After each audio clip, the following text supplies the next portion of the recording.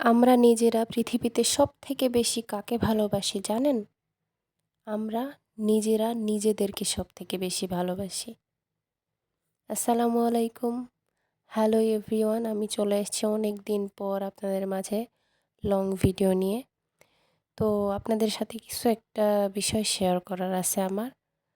আমার গলাটা একটু ভেঙে গেছে বলতে পারেন, একটু অসুস্থ আমি। তো আমি যে ফার্স্টে বললাম যে আমরা সবথেকে বেশি নিজেকে ভালোবাসি। আমাদের জীবনকে সবথেকে বেশি আমরা ভালোবাসি। আমাদের নিজেদের থেকে বেশি আমরা অন্য কাউকে ভালোবাসতেই পারি না। হ্যাঁ, বাসতে পারি, তবে আমাদের নিজেদের থেকে বেশি না। হুম। কারণ আছে, কিছু একটা সিক্রেট আছে, সেটা থাক। আমার ক্ষেত্রেই ঘটছে, ঠিক আছে? তো বলি, ঠিক আছে, শেয়ার করতেছি যখন করি। তো আমি একজনকে ভালোবাসছিলাম। হুম। তো একদিন আমি ফেসবুকে রিলস দেখতেছি, তারপর একটা রিলস আসলো যে বয়ফ্রেন্ড মারা গেছে। তো তখন মনে হলো যে বয়ফ্রেন্ড মারা গেছে, আমি যদি ওই জায়গায় থাকতাম আমি বাঁচতেই পারবো না, আমি তখনই মারা যাব। এই মেয়েটা কিভাবে বেঁচে আছে? হুম। তৎক্ষণাৎ আমার মাথায় চলে আসছিল এই প্রশ্নটা। খুব কষ্ট হয়েছিল তখন, যে ওই মেয়েটার জায়গায় যদি আমি থাকতাম, একদম ১ সেকেন্ডের জন্যও বাঁচতে পারতাম না।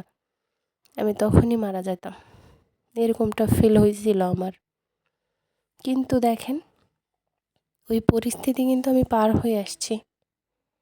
আমার বয়ফ্রেন্ড মারা গেছে।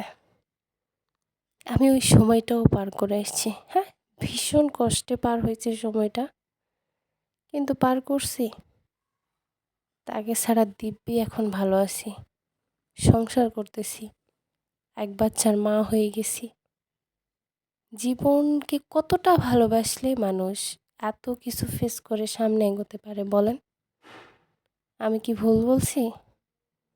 আমি মনে হয় না যে আমি ভুল বলছি। কথাগুলো বলতে লাগে আমার নিঃশ্বাসটা মানে আটকে আসতেছে।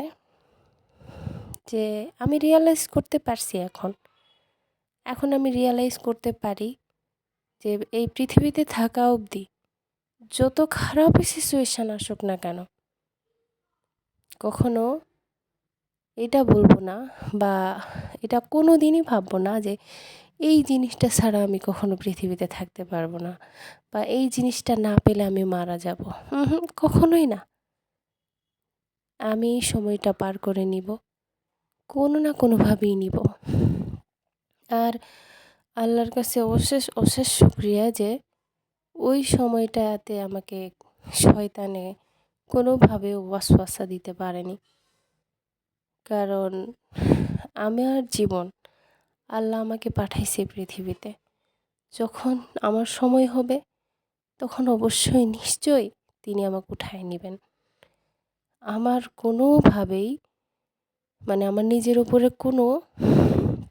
নিজের জীবন নেওয়ার কোনো হক নেই আমার। যিনি পাঠাইছেন তিনিই নিবেন। আমি পৃথিবীতে থাকতে চাইলেও কখনো থাকতে পারবো না। আমাকে আসছে যখন যেতে হবে একদিন, এইটাই বিশ্বাস করি আমি।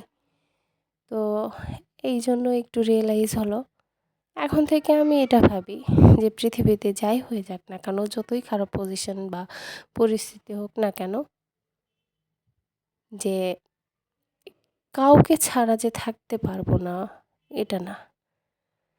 তো বাই।